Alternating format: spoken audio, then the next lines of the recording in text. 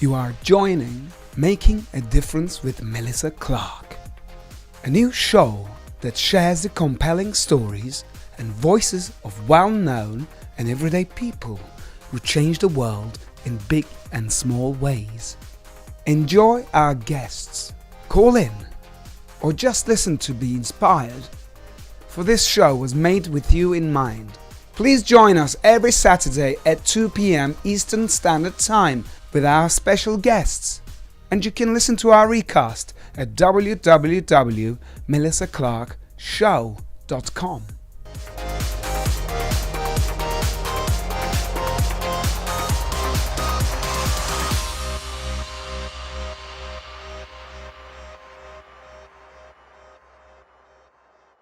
Hey guys, thank you so much for joining us today on Making a Difference. I'm Melissa Clark.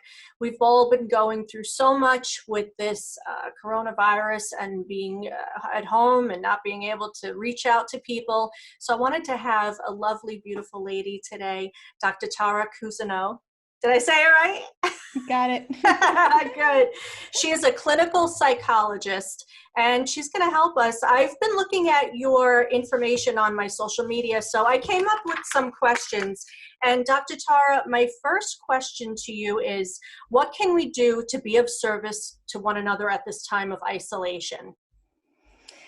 That's a really good question. And I have to say that these kinds of crises bring out the best in people. And I think that we're seeing that, and we have to really actually direct our attention to noticing it and sharing when we see the good. So I've been impressed with people's ingenuity and creativity. I mean, AA meetings are online, people are doing virtual workouts, families are coordinating, virtual dinners together. There's so many things that people are doing. And then there are the things that they're doing in the community, raising money to get gift cards to disadvantaged families, kids and people sewing PPE masks. Those stories abound. And I think it's so important for us really to get a daily dose of the good in the midst of all of this. Otherwise, our attention is going to go right to what's threatening and scary. That's right. Do you think a lot of people are scared to catch this virus if they are going to do this service, if they are going to be of service to people? Yes, and I think it's appropriate, actually. We need to be careful. We need to have anxiety. I think, we know a lot according to the CDC, but there's still, like every day, we seem to be learning new things. So, my advice is follow the CDC guidelines. If anything, that's the only thing people should really be looking at. And while there is a lot of uncertainty moving forward, we don't really know how this is going to net out. We're all trying to work towards flattening the curve. But when we are physically close to people, we have to really be careful during this time. That's right. Thank you, Dr. Tara. Now, a lot of people are going through depression and anxiety. So what tips can you give to somebody who, has never experienced, we've never experienced anything like this before? I find myself every other day, I can't get up out of my couch. Like, I just want to watch the news and I just feel so sorry for these people. And then I have friends who passed away, friends who are in the hospital. What tips do you give to people?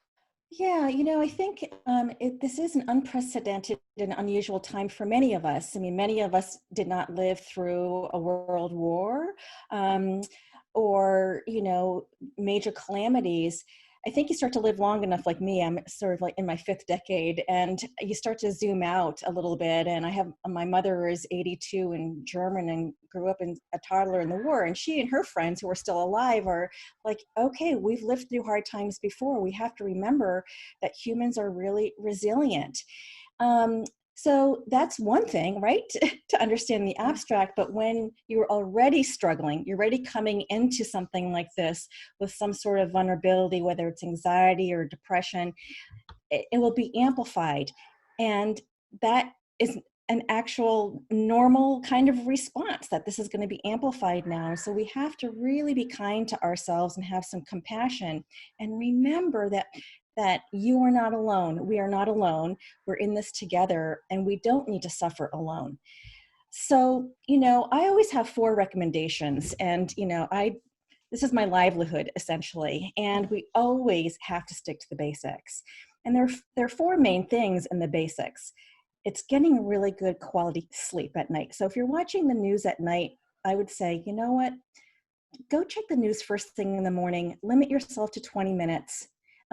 And make sure that you're going to bed on time and that you're getting up at the same time every day. Like, keep that routine going, because if you don't have good quality sleep, it makes everything else worse. And then the second thing is to actually eat and eat healthy. I mean, some people are probably, catching, well, the college 15, the COVID-19 now, like, they've got so much food in their house. And other people really aren't, they're in lines. So we really have to figure out a way in our lives to nourish ourselves within reason, within, rationalizing, what we have, we just need to do these basic things, not go overboard in one direction or the other. So I think eating healthy, and we have to nourish ourselves. We have to have the food as our energy, right? So we need to do that. The other thing is physical activity. And I know this has been so hard for so many people. Like I said, there's all these virtual workouts happening all over, which is wonderful, but there's no reason for most of us that we can't go outside and, get some physical activity and walk for 20 minutes or walk for 30 minutes. So important, because human beings are designed to move. We think while we move, we innovate while we move, while we move, we're nomads, in our evolutionary history. So we need to keep moving somehow. And I know that people are glued, like you said, just watching the news, can't get away from it. And so it's get up, walk around, even if it's in your own little nook in the world. And then the fourth thing is stay connected. This social distancing is really physical distancing. It doesn't mean that we can't connect with one another. And so we need to do that as well. And I think the risk there, Melissa, from your first question about, people who are depressed, loneliness is an epidemic in this country. 1 out of 4 people feel alone and lonely and can't even name one person that they can share their trials with or their triumphs with. And so that's a real problem already. Right. So we need to really be purposeful about the connections that we have and to make them quality connections. People that we can count on. I know that many people are kind of reaching sort of back to people that they really care about from their childhood and their upbringings. And so some new connections are or renewed connections are arising, which is nice, but having those connections. So those 4 things are the basics. I think those are very important. Thank you. And I know this, thank you. I know this isn't on one of my questions to you, but I see a lot of people and they're like, oh, it's 10 o'clock. We're going to have a glass of wine. Do you have any recommendations? Like, because people, they want to calm their nerves, right? So not that many people are taking medication, Wellbutrin or what have you. So, I mean, do you think it's healthy, perhaps maybe like after 5 or 6, just to have 1 glass of wine just to, but I see a lot of people to wind down, but I see a lot of people on social media and they're like, they're pouring wine in their cereal. They're just making jokes, but this can actually promote a substance abuse problem. What do you think about that? I think there's a lot of addictions that could be on the rise, when we're sort of isolated, right? Because we do things to sort of numb the pain or the distress or the boredom, right? So, right. I mean, I saw one news article that, porn addiction is going to go up, so, and it just made me stop and think, at first it was like, oh, really? Oh, yeah, that could happen. But same thing with, what is it, Dr. Tara? I'm sorry, porn. Oh, porn? Right? So, Yes. Right? I thought you said corn. No. So, oh my gosh. So if you think about all the addictions, retail therapy, drinking, substance use, whatever entertainment, gambling, all of these things that are sort of common ways for people to kind of soothe their suffering or distress, we just need to really be mindful that that can go overboard. Right. So, I think even if there wasn't this epidemic happening, the drinking should be for to accompany a good meal and for celebration. And it's done rather infrequently than every day, because it's just too easy. Because our brains, we're kind of weak that way, like once our brains get something good, it's gonna want more of it. It's gonna want more of that sort of, pleasure experience. So we do have to really just be a little bit mindful of that. That's right. That's right. Okay. Thank you. I just wanted to address that for Yeah. people who had any inquiries. My question to you is social media. Yeah. Everybody blows everything out of proportion. The other day, I saw a letter. Everybody's going to be quarantined from 48 hours to 72 hours. Stay at home.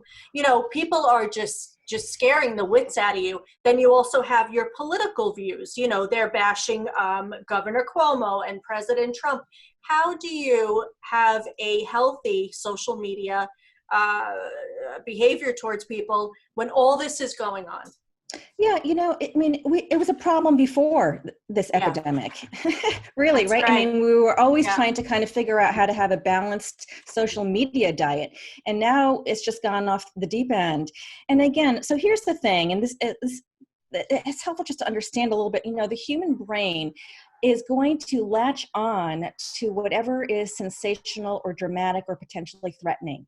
right. We can't help that as human beings. That's the negativity bias. It's basically our background surveillance system, right? And then when our attention is latched onto something that's sensational or potentially threatening, we can't help but look at it, to experience it. And so we need to really be careful about not getting hooked by that negativity bias. I mean, it's really only there to serve us to get out of the way when there's a snake in front of us or a tiger jumps out of the bushes, but Right. not every single day, 24/7, really, which is what's happening.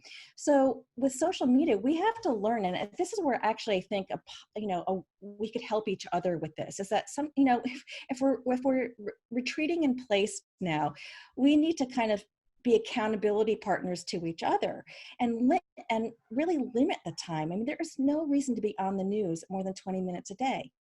Right. You get your update, you see what you need to do. It's pretty much the same news. I mean, even though it feels really unpredictable and uncertain, it's pretty predictable what we have to do now, which is stay in place, do our work from home, keep this physical distancing, wash your hands, do all those things. That is predictable. Right.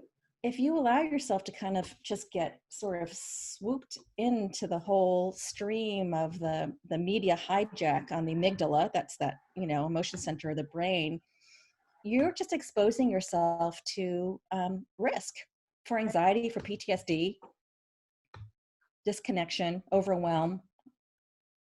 That's right.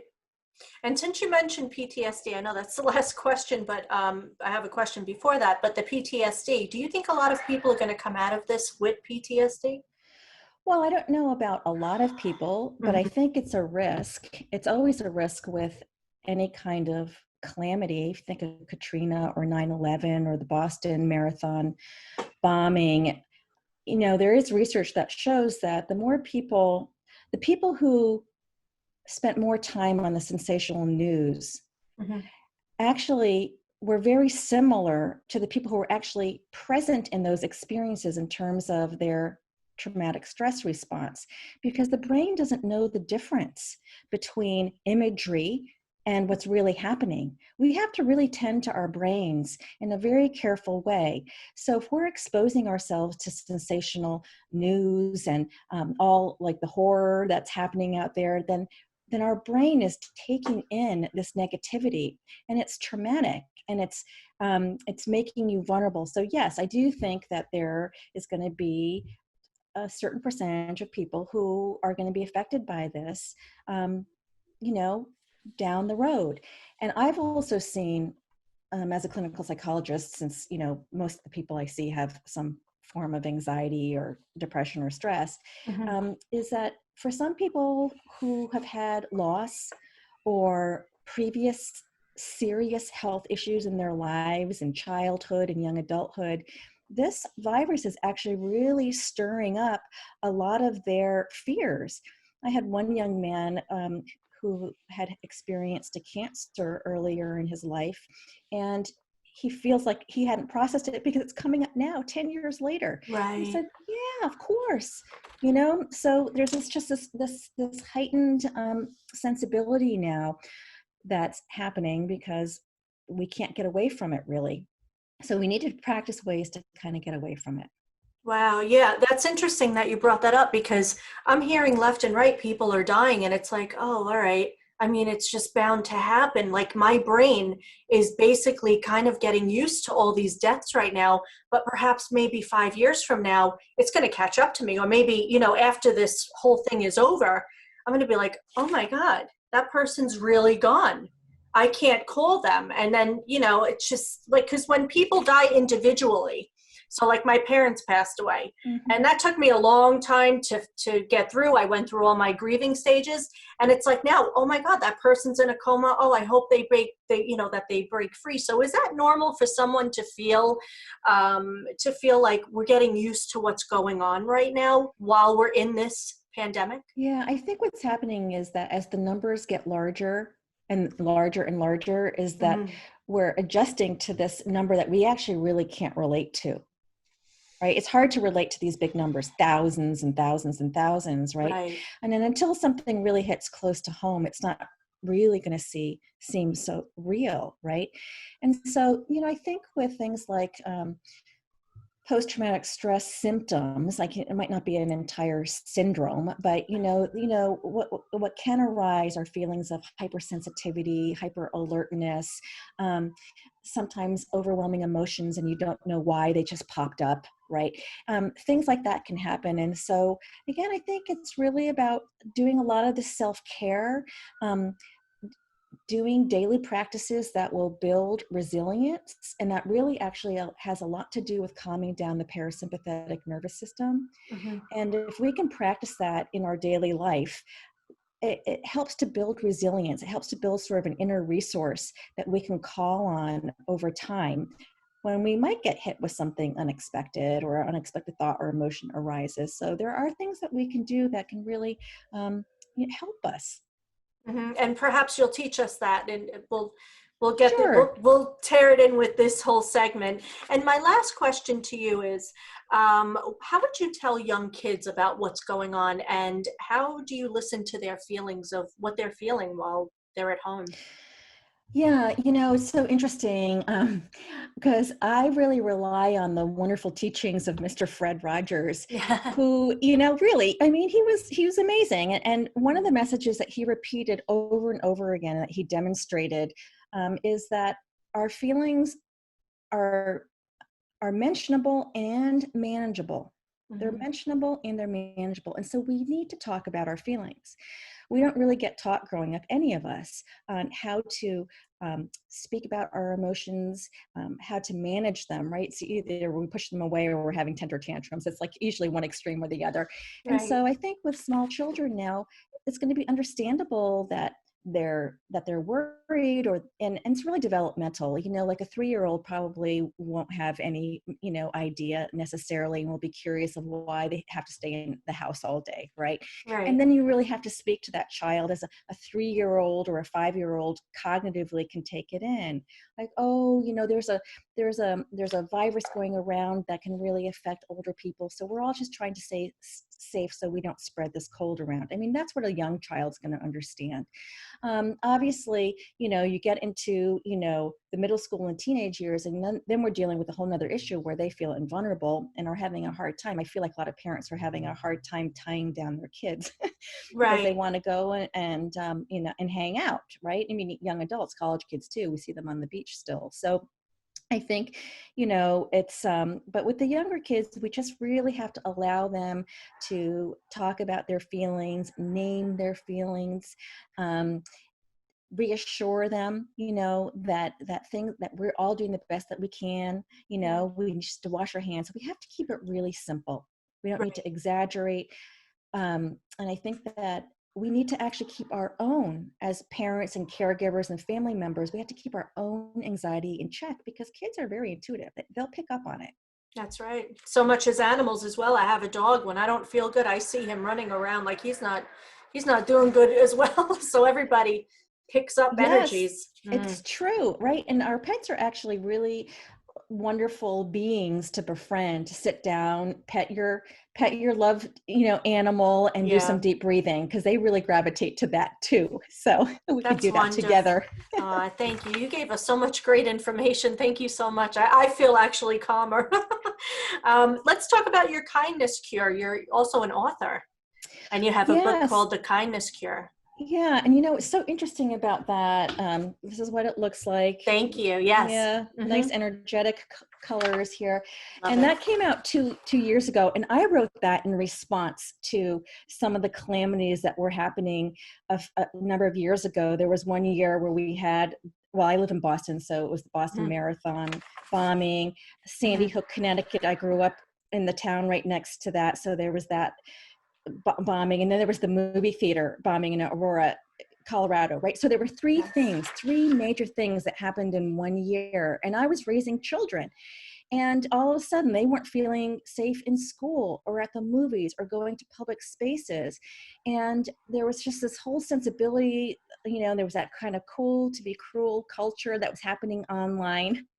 And so Yeah. I just kind of was like, ah, what happened to kindness, and what do we not know about it, because we seem to take it for granted. Like, everybody wants it, everyone thinks it's a value in their life, they want to see it in their partners and their kids and their bosses, and yet it doesn't seem like we're being very kind to one another. And so that's inspired me to write the book, and I feel like I could basically rewrite it again today, but the intro would be different with this current crisis. That's correct. Do you plan on writing something like this that's going Oh, on now? I don't know.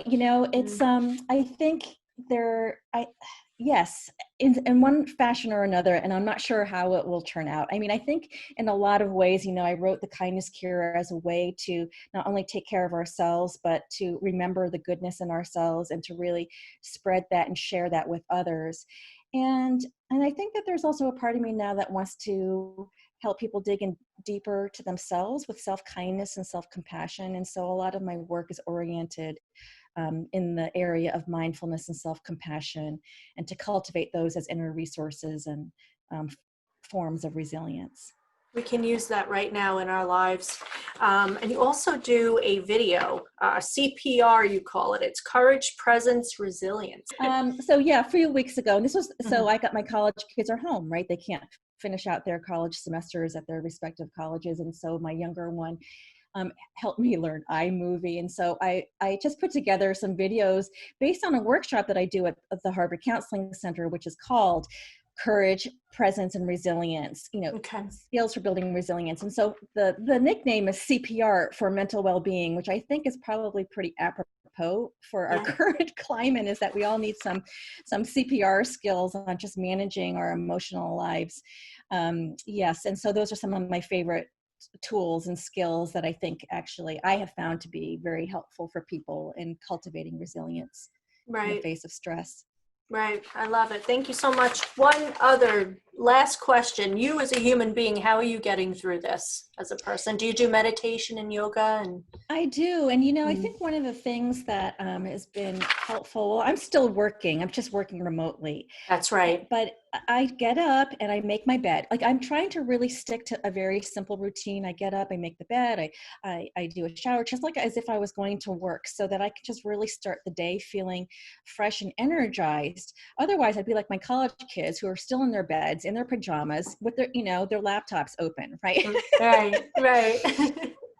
So I think for me, one of the ways is to stick to a routine, and to Mhm. also just do just one thing each day that is intentional self-care.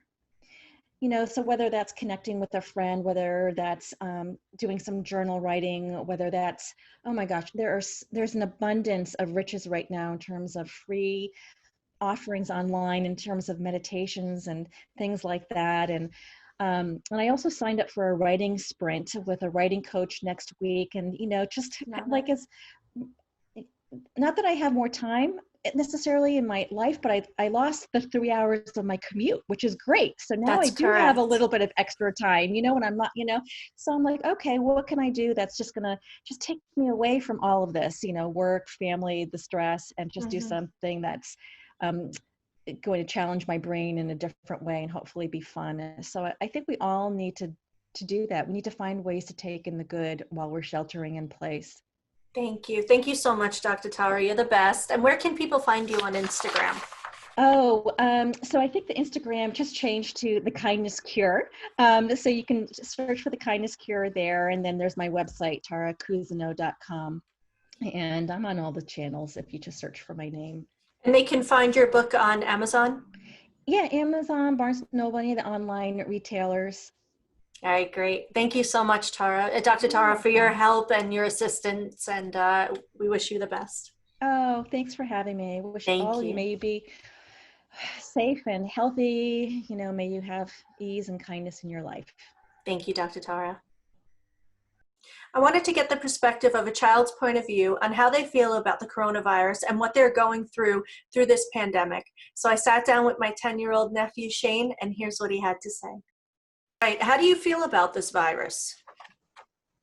It's like very weird because it started by a bat. Mm-hmm. Are you scared? Not that much. Okay, that's good. Are you worried a little bit? Kind of. Yeah. Do you know what part of the body this virus attacks?